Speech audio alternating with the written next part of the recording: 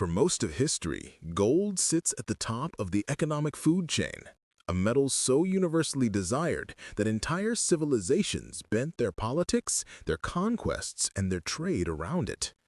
But there was a moment, brief yet powerful, when another currency surpassed gold in prestige, liquidity, and global influence. A currency so reliable that merchants preferred it over metal, so stable that empires built their financial systems around it, and so trusted that it shaped the early architecture of international trade.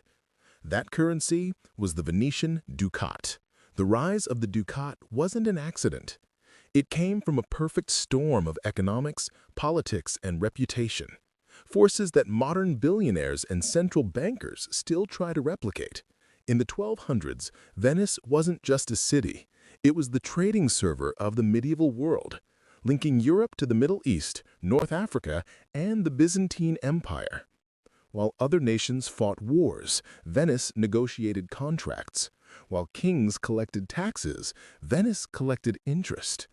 And at the center of it all was the ducat, a coin that became more than metal. It became a brand. The brilliance of the ducat began with consistency.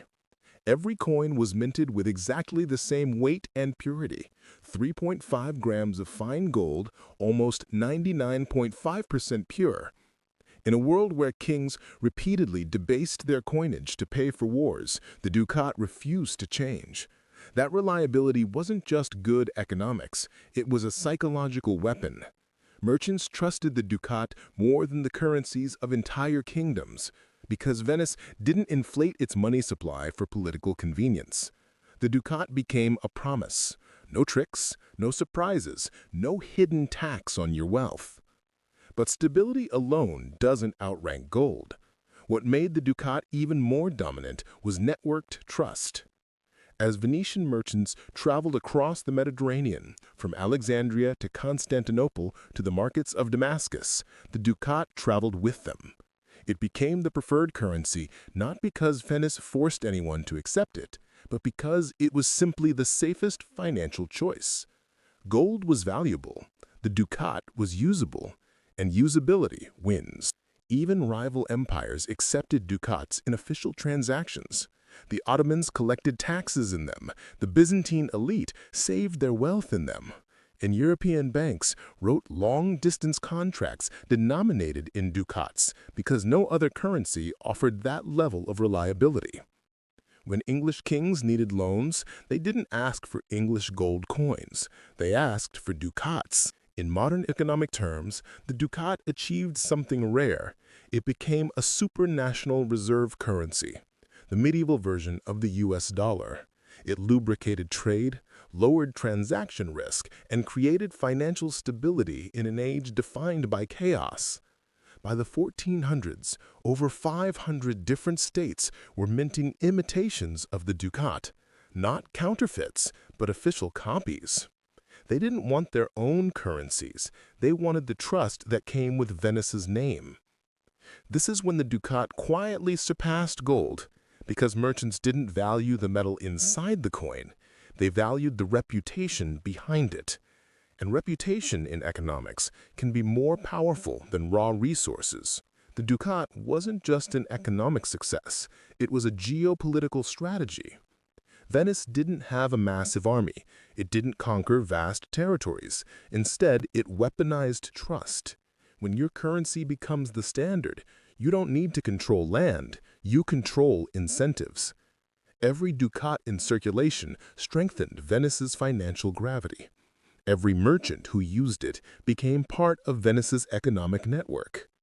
This advantage helped Venice dominate trade routes for centuries, shaping the development of middleman finance, commercial law, maritime insurance, and early banking systems. Even during periods of war, the ducat barely fluctuated in value. It had achieved the rarest status a currency can hold. It became boring. And in finance, boring is the ultimate sign of strength. Eventually, however, Venice's dominance weakened. The rise of the Portuguese and Spanish empires shifted global trade toward the Atlantic. Silver from the Americas flooded Europe. New financial hubs emerged in Amsterdam and London, and Venice's influence declined. But the ducat's legacy didn't disappear. It became the blueprint for future reserve currencies, stable, consistent, widely accepted, and backed not by military force, but by credibility. Every modern currency that tries to dominate global finance, from the British pound in the 1800s to the US dollar today, follows the ducat's formula. Trust first, power second. The ducat teaches one of the most underrated lessons in economic history. Sometimes the most powerful currency isn't the one with the most intrinsic value. It's the one people believe in the most. For a remarkable period, merchants believed in the ducat more than gold itself, not because it was more precious, but because it was more predictable. And in a world full of uncertainty, predictability can become priceless. The ducat didn't just outrank gold. It proved that the strongest currency is the one backed by behavior, not metal, by a reputation so durable that even empires bowed to it.